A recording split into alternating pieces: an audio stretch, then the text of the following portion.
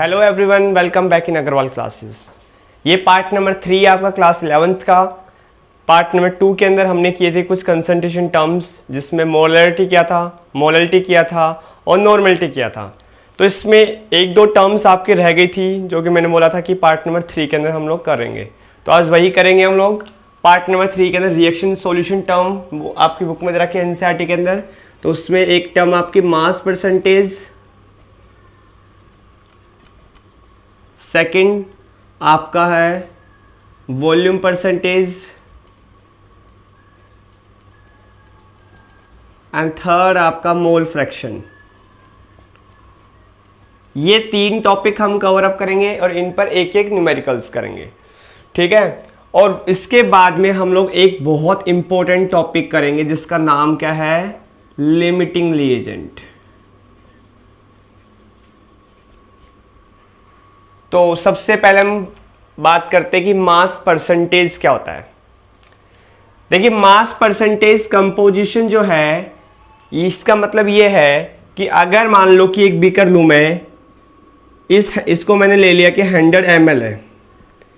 इसके अंदर अगर मैं कोई लिक्विड और डिसॉल्व कर रहा हूं, वो 10 ml है, तो इसका परसेंटेज कंपोजिशन कितना हुआ, मुझे वो निकालना है कि इसके अंदर कितनी कंसंट्रेशन है, डिसॉल्व हुई है, मास परसेंटेज कितना है वो निकालना है। तो कैसे निकालोगे, फॉर्मूला होता है मास परसेंटेज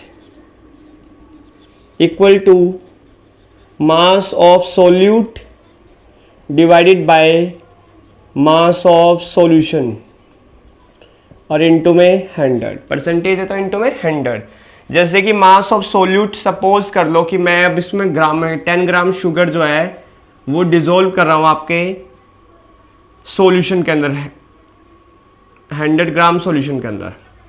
तो आपका ये 10 और प्लस में 100 प्लस में 10, क्यों? क्योंकि ये सॉल्वेंट है आपका सॉल्यूशन, ये सॉल्वेंट है, तो यहाँ पर प्लस करोगे और इनटू में 100, इन 10/100, 10 इनटू में 100। इसको सोल्व करोगे जो भी आंसर, वो आपका मास परसेंटेज हो जाएगा। तो उसको क्या बोलते हैं हम लोग, मास परसेंटेज। सिमिलरली आपका वॉल्यूम परसेंटेज होता है। यहाँ मास की जगह क्या आ जाता है आपका, volume of solute divided by volume of solution into में 100 इक्वल टू आपका क्या होता है, वॉल्यूम परसेंटेज, ठीक है। वेट परसेंटेज भी बोलते हैं इसको। तो आप इस तरीके से मास परसेंटेज और वॉल्यूम परसेंटेज सिंपल सा है। इस पर एक न्यूमेरिकल जो आपके एनसीईआरटी बुक में दे रखा है, मैं वही करवा देता हूं आपको। अब ये क्वेश्चन दिया हुआ आपको, a solution is prepared by adding 2 gram of substance A to 18 gram of water. यानी कि आपको एक सब्सटेंस जो है ए, वो बनाना है, कोई सॉल्यूशन, उससे सॉल्यूशन बनाना है। अगर उसको हम डालते हैं ए सब्सटेंस को 18 ग्राम वाटर के अंदर, तो उस जो ए सब्सटेंस को हम डिसॉल्व कर रहे हैं उसकी परसेंटेज क्या होगी, मास परसेंटेज। तो उसके लिए आप क्या करोगे, लिखोगे mass percentage of solute equal to, यानी कि सोल्यूट कौन है, यही है जिसको डिसॉल्व कर रहे हैं, तो मास ऑफ सब्सटेंस ए, यानी कि सोल्यूट, और अपॉन में मास ऑफ सॉल्यूशन। सॉल्यूशन का मतलब वाटर, इनटू में आपका 100। अब मास ऑफ सोल्यूट ए वो कितना आपका 2 ग्राम, और मास ऑफ सॉल्यूशन क्या होता है आपका, क्या होता है, सोल्यूट प्लस में सॉल्वेंट। तो सोल्यूट कितना 2 ग्राम कर रहे हैं और ये कितने 18 ग्राम है, कितना होगा टोटल 20 ग्राम। ये 20 ग्राम यहाँ रख दो, इनटू में 100। ग्राम से ग्राम कैंसिल आउट, 2 1 जा 2, 2 10 जा, तो 100 अपॉन में 10, 1 0 से 1 0 कैंसिल आउट, तो कितना आ गया 10 परसेंटेज। तो इस तरीके से आप मास परसेंटेज का न्यूमेरिकल सोल्व कर सकते हैं। नेक्स्ट आपका मोल फ्रैक्शन। नेक्स्ट है मोल फ्रैक्शन। देखो, मोल फ्रैक्शन का मतलब ये होता है कि अगर मैं एक बीकर ए ले रहा हूं, ये ए है मान लो और ये आपका बी है, इसके अंदर सोल्यूट जो मोल्स हैं यानी ए वाले, ये डिसॉल्व कर रहा हूं, इसके कुछ number of moles of A है, और इसके अंदर number of moles of B है। अगर मैं कहूं कि इन दोनों को मिक्स कर दूं, ए और बी को, दोनों को, ये ए भी ले लो इसके अंदर, ये ए के मोल्स है, ये बी के मोल्स है, दोनों को मैं मिक्स करने के बाद में मैं पूछूं कि इसके अंदर मोल फ्रैक्शन क्या होगा इस ए कंपोनेंट का, तो यानी कि गिवन कंपोनेंट जो है उसको डिवाइड कर दें total number of moles of solution से, तो उसको क्या बोलते हैं हम लोग, मोल फ्रैक्शन। और मोल फ्रैक्शन को हम दिखाते हैं x से। किसे दिखाते हैं? x से। तो यहां पर ऐसे x इक्वल टू, अगर मान लो मुझे a का निकालना है, मान लो सॉल्वेंट है, ये कंपोनेंट a है, इसका निकालना है, तो क्या लिखोगे, number of moles of a divided by total number of moles of solution, यानी कि एक्स ए इक्वल टू क्या हो गया, मोल्स ऑफ ए अपॉन में मोल्स ऑफ सॉल्यूशन, मतलब एन ए प्लस में एन बी, ये आ गया। ऐसे सिमिलरली एक्स बी का निकालना आपको, तो मोल्स ऑफ सोल्यूट अपॉन में एन ए प्लस में एन बी, जिसका भी निकालना है उसके नंबर ऑफ मोल्स को ऊपर रखो। और सपोज अगर आपने एक निकाल लिया तो दूसरे को इस तरीके से करने की जरूरत नहीं है, उसके लिए एक फॉर्मूला है आपका कि एक्स ए प्लस में एक्स बी क्या होता है, यूनिटी होता है। अब ये सब्सटेंस कितने भी हो सकते हैं, ए बी सी कितने भी हो सकता है, वो किसके को लाता है, आपका 1 का। ठीक है, तो मोल फ्रैक्शन आप इस तरीके से निकाल सकते हो। तो इसकी डिफाइन अगर पूछे, इसमें कई बार एग्जाम में डिफाइन पूछ लेते हैं इसकी, कि इसकी डिफाइन कैसे लिखोगे वो देखोगे।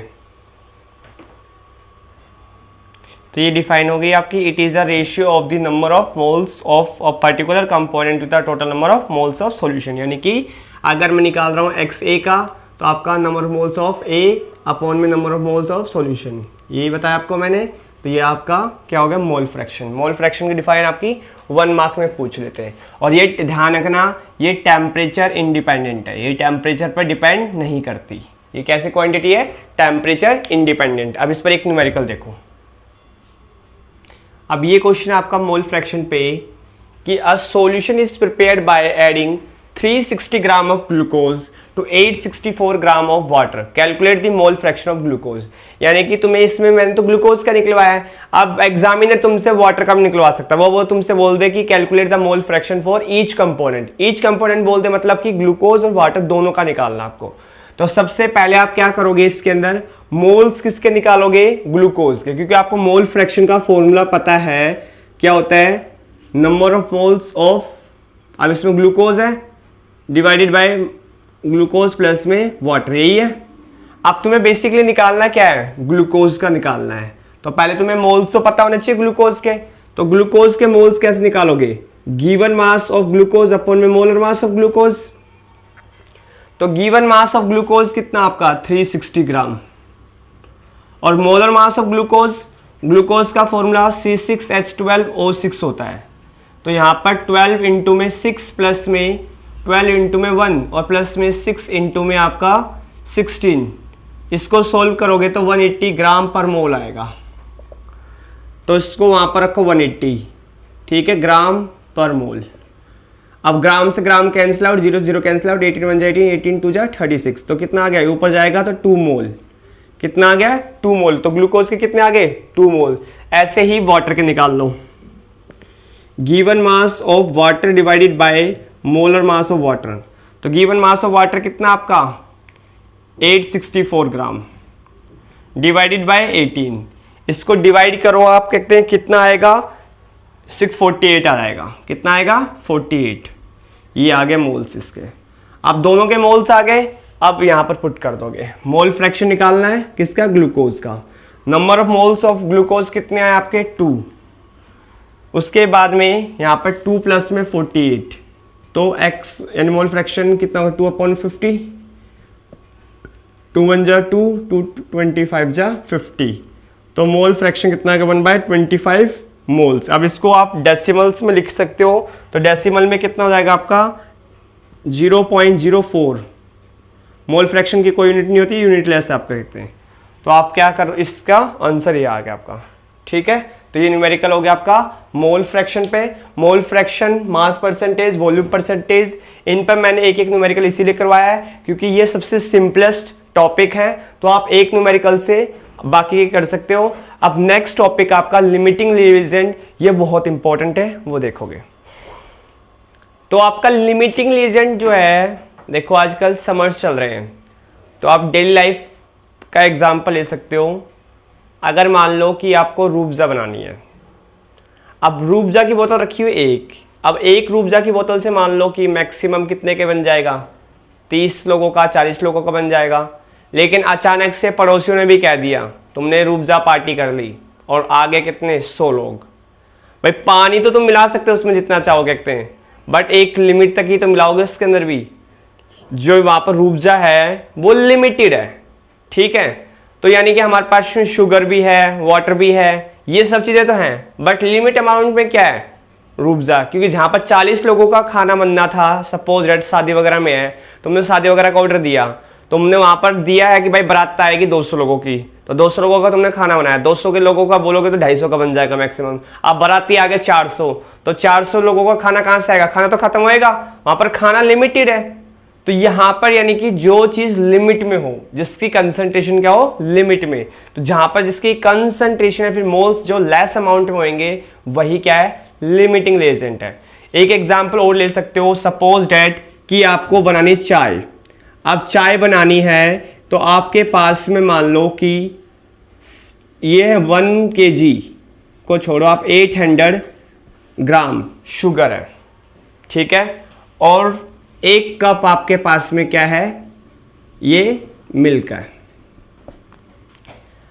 अब तुम बताओ, एक मिल्क कप के अंदर एक इंसान की तो बना सकते हो, तो नहीं 10 की बना लोगे। भाई शुगर जो है, मान लो कि एक कप बनाने के लिए मेरे को 10 ग्राम यूज करता हूं मैं, 10 ग्राम शुगर यूज होती है, ठीक है। तो अगर मुझे 10 लोगों का बनाना है, तो यहां पर तो मिल्क मेरे पास एक ही है, थोड़ा पानी गिरा दोगे तुम उसके अंदर तो 2 की बन जाएगी, बट शुगर तो मेरे पास में क्या है, लार्ज अमाउंट में है। तो यहाँ पर लिमिट क्या है, मिल्क है, मिल्क जो लेस अमाउंट में है, तो इससे आप 10 लोगों का तो नहीं बना सकते एक कप से, शुगर तो एक्सेस में है। तो ये जो शुगर आपका एक्सेस में, इसको तो बोलते हैं क्या, एक्सेस रिएजेंट। और जो आपका ये लिमिटेड अमाउंट में मिल्क, इसको क्या बोलते हैं हम लोग, लिमिटिंग रिएजेंट। लिमिटिंग रिएजेंट बोलो या फिर लिमिटिंग रिएक्टेंट बोलो, क्यों, क्योंकि इनके मोल से फिर बोल सकते हो कंसंट्रेशन जो है, यानी कि हमें प्रोडक्ट जो मिल रहा है, वो प्रोडक्ट मिलने के लिए वो कंसंट्रेशन वहां पर लिमिटेड है, ठीक है। तो उसको क्या बोलते हैं हम लोग, लिमिटिंग रिएजेंट। तो उसको डिफाइन कैसे करोगे, the reactant which is completely consumed when the reaction goes to a completion is called limiting reagent. यानी कि कंप्लीटली कंज्यूम्ड हो जाए, पूरा खत्म हो जाए, अच्छी तरीके से खा जाए वो रिएक्शन को, ठीक है, तो उसको क्या बोलते हैं हम लोग, लिमिटिंग रिएजेंट। जैसे कि मैंने एक एग्जांपल ले लिया, A + B2 gives you AB2। अब इसमें 2 मोल्स जो वो A के हैं और 3 मोल्स जो वो B के हैं। अब मुझे ये बताना है इसके अंदर कि A और B दोनों में से कौन सा लिमिटिंग रिएजेंट होएगा।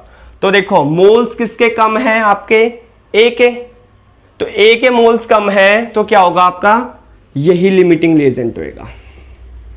ये क्या होगा, लिमिटिंग रिएजेंट होएगा। वन शॉर्ट ट्रिक और एक लिमिटिंग रिएजेंट निकालने की, वो क्या है, नंबर ऑफ मोल्स अपॉन में स्टोइकियोमेट्रिक कोफिशिएंट, ठीक है। अब स्टोइकियोमेट्रिक कोफिशिएंट यानी कि नंबर ऑफ मोल्स कितने, पहले देखो 2 मोल्स हैं, और स्टोइकियोमेट्रिक कोफिशिएंट ऑफ A निकाल रहा हूं मैं, मान लो कि A के निकाल रहे हैं पहले, तो A के कितने 1 है, और फिर निकाल रहे हैं B का, ये तो किसके लिए होगा, आपका A के लिए। फिर मान लो कि मैं B के लिए निकाल रहा हूं, तो B के लिए कितने मोल्स हैं, 3 है, स्टोइकियोमेट्रिक कोफिशिएंट कितना है इसके अंदर भी 1 है, तो इसका कितना आ रहा है 3, और इसका कितना है 2। तो देखो किसका आपका लेस अमाउंट है, जिसका लोअर होएगा वही क्या होगा, लिमिटिंग रिएजेंट। जिसका लोअर होएगा वही क्या होगा आपका, लिमिटिंग रिएजेंट। यही आपका लिमिटिंग रिएजेंट का कंसेप्ट। अब एक क्वेश्चन देखोगे आप, इसी टाइप का करवाता हूं।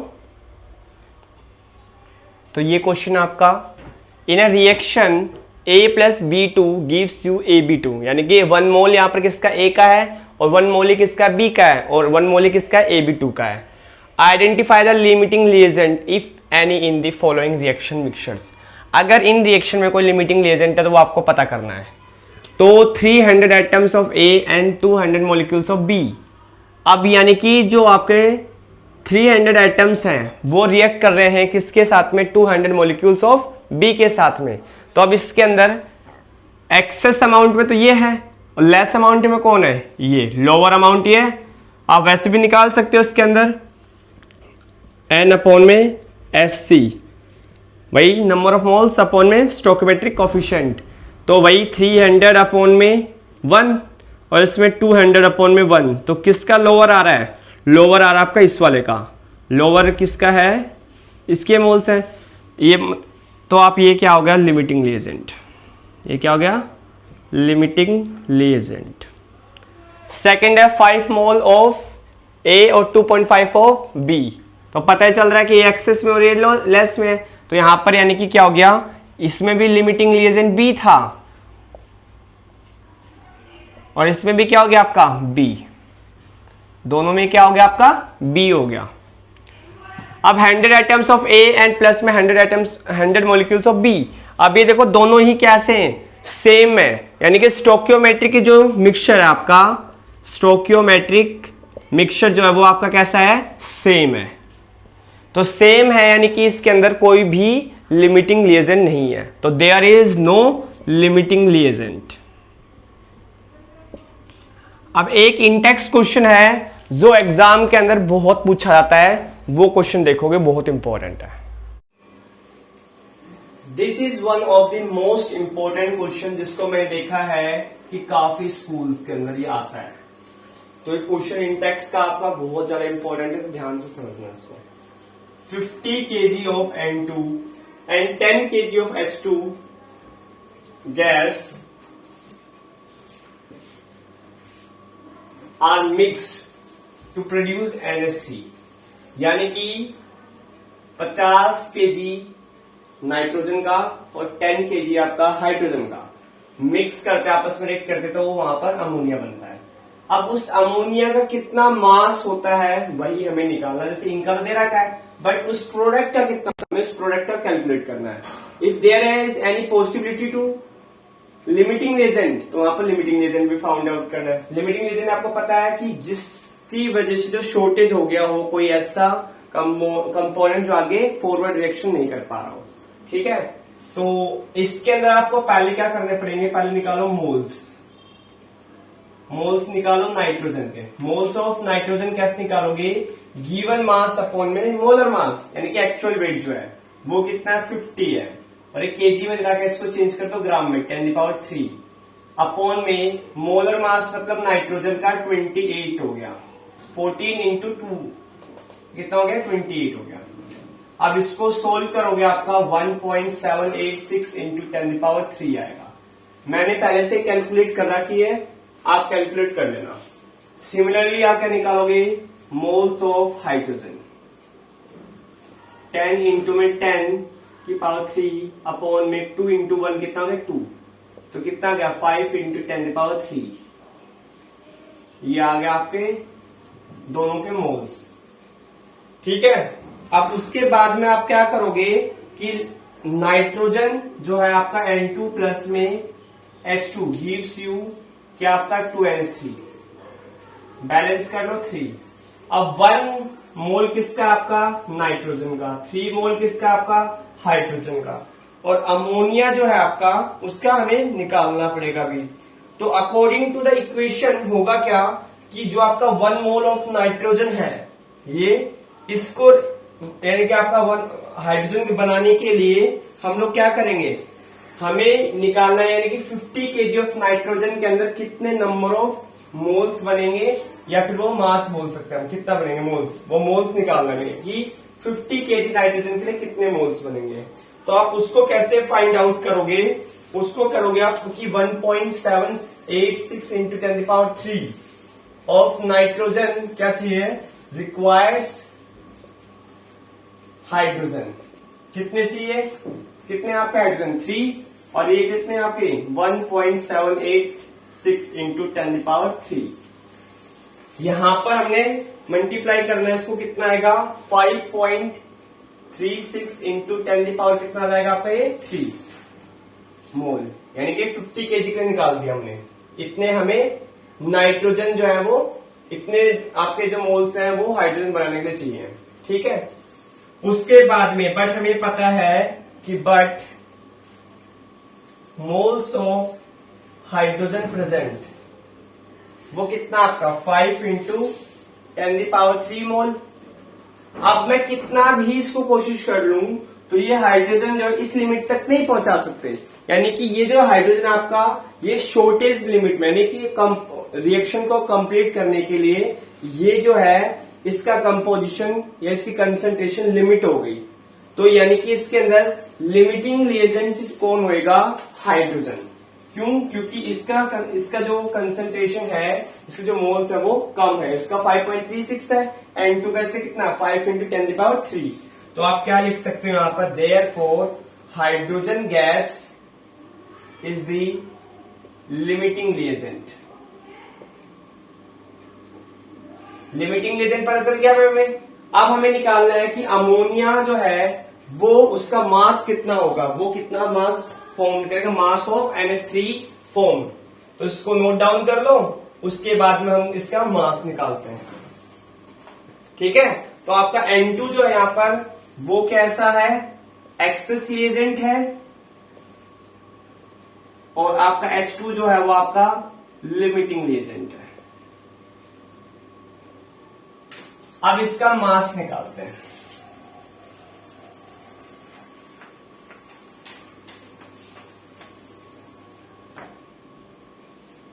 नाउ लिखोगे, now 3 moles of hydrogen gives ammonia NH3। 3 मोल दे रहा है, कितना 2 मोल दे रहा है, सॉरी NH3 कितना दे रहा है आपका, क्योंकि ये आपका क्या था N2 + H2 gives you 2 NH3, तो 2 मोल्स दे रहा है ना ये, तो क्या लिखोगे यहाँ पर 2 मोल। उसके बाद में क्या करोगे कि 5 × 10⁻³ mole of hydrogen will give ammonia NH3, वो कितना होगा 2/3। स्टोइकियोमेट्रिक यूनिट यानी यूनिटरी मेथड अप्लाई कर दोगे यहां पर, इंटू में 5.0 × 10⁻³ इसको कैलकुलेट करोगे तो कितना आएगा 3.3 इंटू में 10⁻³ मोल, ये आ जाएगा आपका। अब ये मोल तो आ गया, हमें निकालना क्या है? इसका mass of ammonia NH3 formed. अब आपको पता है N = given mass upon molar mass, ये मोल तो हमने निकाल लिया सीरम। अब N इंटू में मोलर मास = W, ये निकालना आपको। तो यहां पर क्या करोगे 3.3 इंटू में 10⁻³ इंटू में 17। अमोनिया का मास कितना होगा आपका, मोलर मास 14 प्लस में 3 इंटू में 1 कितना होगा 17 ग्राम पर मोल। यहां पर मल्टीप्लाई कर दोगे तो आपका कितना आ जाएगा, ये आंसर आ जाएगा 56.1 kg। This is your answer. तो इस तरीके से आपने अमोनिया कितना फॉर्म हो उसका मास निकाल दिया। तो ये आपका लिमिटिंग रिएजेंट का टॉपिक बहुत ज्यादा इंपॉर्टेंट था, इसको आपने अच्छे से करना है। इसके ऊपर 1-2 क्वेश्चन जब तक प्रैक्टिस नहीं करोगे, जब तक टॉपिक क्लियर नहीं होगा। तो इस वीडियो को अपने फ्रेंड्स के साथ में शेयर करना ना भूलें, उनको बोलें कि सब्सक्राइब कर दें, और ये बेल आइकन का बटन जो दिया गया है इसको जरूर प्रेस करें, ताकि कोई भी न्यू वीडियो जब अपलोड होएगी तो उनके लिए और उनके छोटे भाई बहनों के लिए भी बहुत ज्यादा जरूरी है। तो इसको अपने फ्रेंड्स के साथ में शेयर और उनको बोले लाइक करें और कमेंट करें।